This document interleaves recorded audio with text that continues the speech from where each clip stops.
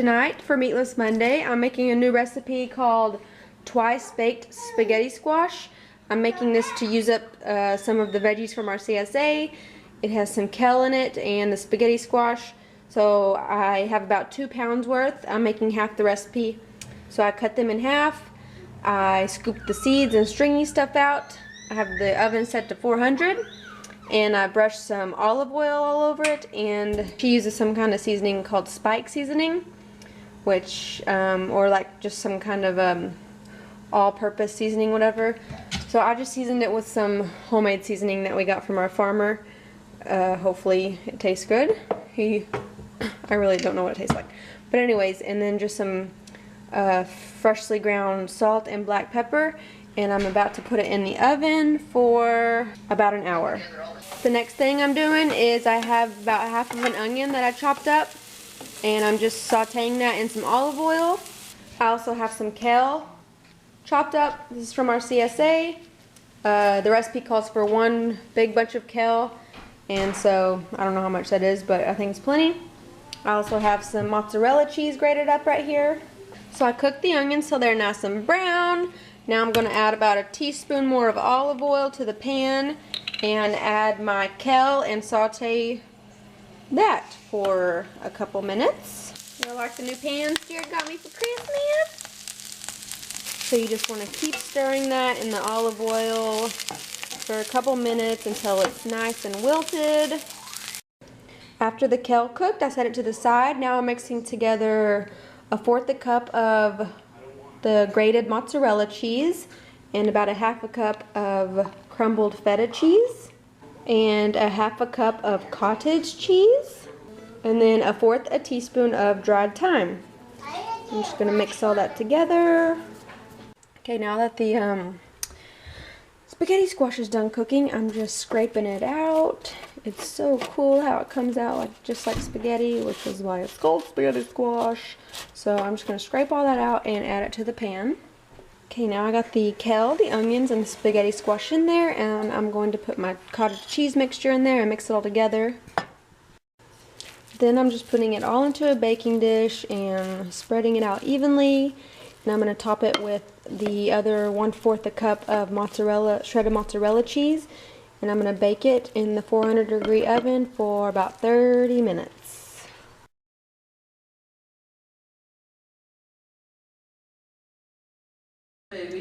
There it is after 30 minutes in the oven. It's nice and brown on top. Kind of looks like eggs, but anyways, we're having it with a salad on the side. Looks yummy. I'll let you know what we think.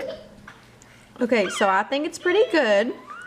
I think it has good flavor. The spaghetti squash is a little weird. We're not used to that, but I like it. Jared's not a big fan of it, but of course, it'd probably be different if it was just a side dish. Oh, Jordy. Rather than our main dish. But yep, I'll post the recipe below if y'all want to try it out. And Jordy's having apples for the first time, so she is going crazy for it. I love it. Ooh, yummy. Tonight on Tuesday, we're having breakfast for dinner. One of our favorites, or Jared's favorite. And I just had to show how pretty the eggs came out. But I'm going to put my eggs and potatoes in some corn tortillas. And I have a piece of bacon. Jared's got a bunch of bacon. And we got apple and tomato from our garden. And other stuff for the eggs. Yeah, yay. Oh, I know why the eggs look so good. And Jordy gets some rice cereal. Because they're farm fresh eggs. And I made them. They're from our CSA, or our farmer. And I made them. There's Din Din. Tonight is Wednesday, I think. For dinner, we're having another meatless meal. It is black bean and butternut squash enchilada casserole. You like our new little tablet that I can use for recipes? I cut up a couple of little butternut squash from our CSA. We cubed it up.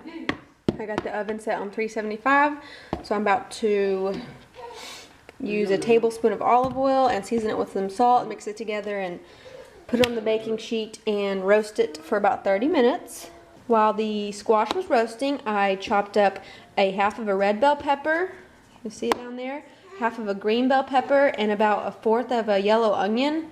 I'm just making half of the recipe because since it's meatless and we've never had it, the one I made the other day didn't turn out so well. I liked it, but Jared didn't like it at all. So I'm worried he's not going to like this one, so I'm just having the recipe.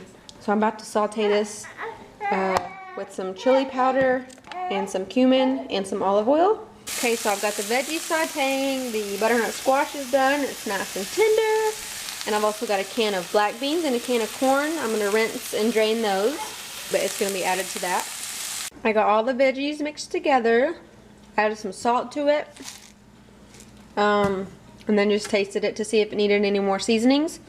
So, still got the oven on 375, and now I'm going to assemble the casserole. Okay, along with the vegetable mixture, I've got about a cup of shredded mozzarella cheese. I've got some homemade salsa from our farmer. It says to put that in the bottom of the pan. I've got some enchilada sauce, red enchilada sauce, a half a cup. I have 6 corn tortillas and some sour cream. So the first thing I'm going to do is I'm going to spread some of the salsa in the bottom of the pan, about a half a cup worth. And then over the sauce, I put 2 corn tortillas plus tore up some of another one to cover that. And then I'm going to put a third of the vegetable mixture on top of the tortillas. And then you're supposed to top it with some sour cream and like spread it around, but it's kind of hard because then you move around all the vegetables. So I just threw a couple of dollops of sour cream down. You know, do dollop a daisy. How does the song go? Anyways, and then I'm going to top it with about 1/4 cup of the mozzarella cheese. Then I top the cheese with some more of the tortillas. I'm actually going to end up using more than 6 tortillas, and I'm going to put another third of the vegetable mixture on top of that. Okay, so I spread more sour cream, and now I'm going to top it with about 1/4 cup of the enchilada sauce and spread that around. Sprinkle in some more mozzarella cheese,